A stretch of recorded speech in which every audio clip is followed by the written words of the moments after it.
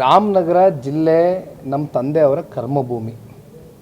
ನಮಗೆ ರಾಜಕೀಯವಾಗಿ ಸನ್ಮಾನ್ಯ ದೇವೇಗೌಡರು ಸಾಹೇಬರಿಗೆ 94ರಲ್ಲಿ ಪ್ರಥಮವಾಗಿ ಹಾಸನ ಜಿಲ್ಲೆಯಿಂದ ಬಂದಂಥ ದೇವೇಗೌಡರು ಸಾಹೇಬರಿಗೆ ರಾಜಕೀಯವಾಗಿ ಜನ್ಮ ಕೊಟ್ಟಿರ್ತಕ್ಕಂಥ ಭೂಮಿ.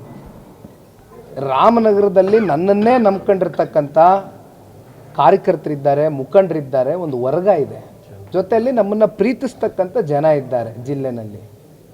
ಇವತ್ತು ಎಲ್ಲೋ ಒಂದು ಕಡೆ ಜಿಲ್ಲೆನಲ್ಲಿ ಸಣ್ಣ ಪುಟ್ಟ ಹಿನ್ನಡೆಗಳಾಗಿರ್ಬೋದು, ನಾನು ಒಪ್ಕೊಳ್ತೀನಿ, ನಾನು ಇಲ್ಲ ಅಂತ ಹೇಳೋದಿಲ್ಲ.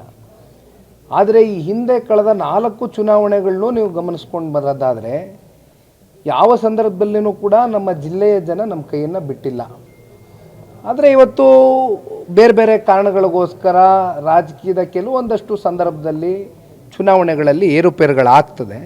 ಆದರೆ ಇವೆಲ್ಲವನ್ನು ಕೂಡ ಸಮಚಿತ್ತವಾಗಿ ಸಮತೋಲನವಾಗಿ ನಾವು ತೆಗೆದುಕೊಂಡು ಹೋಗಿ ಮುಂದಿನ ದಿನಗಳಲ್ಲಿ, ಯಾಕೆಂದ್ರೆ ನಾವು ದುಡಿದಿದ್ದೇವೆ, ಕೆಲಸ ಮಾಡಿದ್ದೇವೆ, ಸರ್ವಿಸ್ ಕೊಟ್ಟಿದ್ದೇವೆ, ಜಿಲ್ಲೆಯ ಜನತೆಯ ಸರ್ವಾಂಗೀಣ ಅಭಿವೃದ್ಧಿಗೆ ಶ್ರಮಿಸಿದ್ದಾರೆ ದೇವೇಗೌಡರ ಕುಟುಂಬ. ಹಾಗಾಗಿ ನಾನು ಆ ಜಿಲ್ಲೆನ ಬಿಟ್ಟು ಹೋಗ್ತಕ್ಕಂಥ ಪ್ರಶ್ನೆ ಇಲ್ಲ.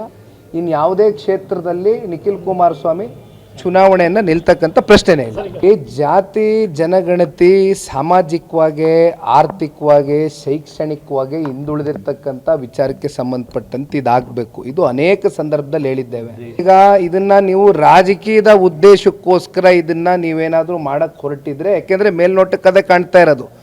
ಜಾತಿ ಗಣತಿ ವಿಚಾರ ಯಾವಾಗ ಚರ್ಚೆಗೆ ಬರುತ್ತೆ ಅಂದರೆ, ಮುನ್ನೆಲೆಗೆ ಬರುತ್ತೆ ಅಂದರೆ, ಯಾವುದಾದ್ರೂ ಇವರಲ್ಲಿ ಇರ್ತಕ್ಕಂಥ ಸರ್ಕಾರದ ಲೋಪದೋಷಗಳು, ಸಮಸ್ಯೆಗಳು ಎದುರಾದಂಥ ಸಂದರ್ಭದಲ್ಲಿ ಅದರಿಂದ ಇವರು ತಪ್ಪಿಸ್ಕೊಳ್ಬೇಕಲ್ಲ, ಜಾರ್ಕೊಳ್ಬೇಕಲ್ಲ.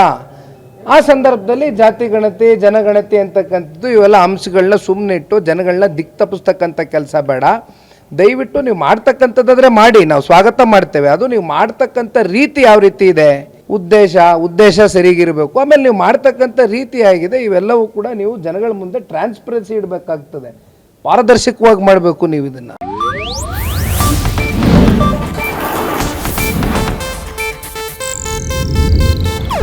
ಇದು ಏಷ್ಯಾನೆಟ್ ನ್ಯೂಸ್ ನೆಟ್ವರ್ಕ್ ಪ್ರಸ್ತುತಿ.